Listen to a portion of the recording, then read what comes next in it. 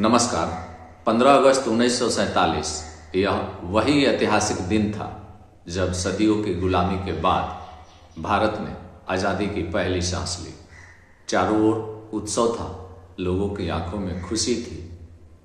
लेकिन क्या आप जानते हैं कि उस दिन अर्थात 15 अगस्त 1947 को भारत पूरी तरह एकजुट राष्ट्र नहीं था। उस समय भारत दो भागों में बंटा हुआ था। पहला ब्रिटिश भारत, जहां सीधे अंग्रेजों का शासन था, और दूसरा रियासतें, जहां राजा महाराजा नवाब निजाम शासन करते थे। आज़ादी के दिन भारत में कुल 565 रियासतें थी, यानी 565 ऐसे राज्य जहां अलग अलग राजा राज करते थे। कुछ रियासतें बहुत छोटी थी, मात्र कुछ गांवों तक सीमित, लेकिन कुछ रियासतें इतनी बड़ी और शक्तिशाली थी कि वे आज के बड़े राज्यों के बराबर थी। सबसे बड़ी रियासत थी हैदराबाद के, जहां निजाम शासन करते थे। दूसरी महत्वपूर्ण रियासत थी जम्मू और कश्मीर, जहां महाराजा हरि सिंह राज करते थे। इसके अलावा मैसूर, ग्वालियर और जयपुर जैसे कई बड़े रियासतें थीं।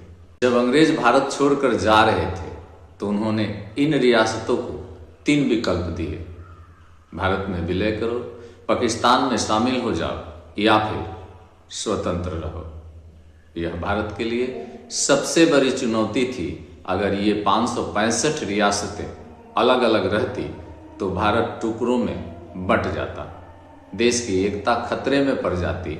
ऐसे कठिन समय में एक व्यक्ति ने इतिहास को दिशा दिखाई, इतिहास की दिशा बदल दी।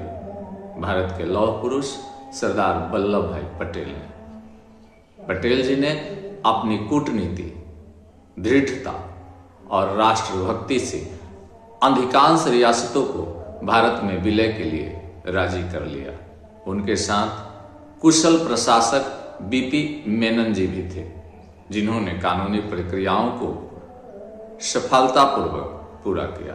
कुछ रियासतों ने प्रारंभ में विरोध किया, जैसे हैदराबाद और जूनागढ़, लेकिन अंततः वे भी भारत का हिस्सा बने। जम्मू कश्मीर ने भी विशेष परिस्थितियों में भारत में विलय का निर्णय लिया।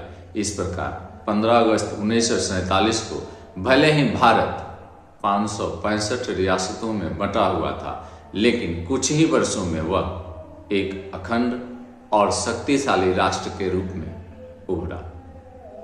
आज हम जिस एकजुट भारत को देखते हैं, वह केवल स्वतंत्रता संग्राम का परिणाम नहीं है, बल्कि यह उन महान नेताओं की दूरदर्शिता और दृढ़ निश्चय का भी परिणाम है, जिन्होंने बिखरे हुए राज्यों को एक सूत्र में पिरो दिया।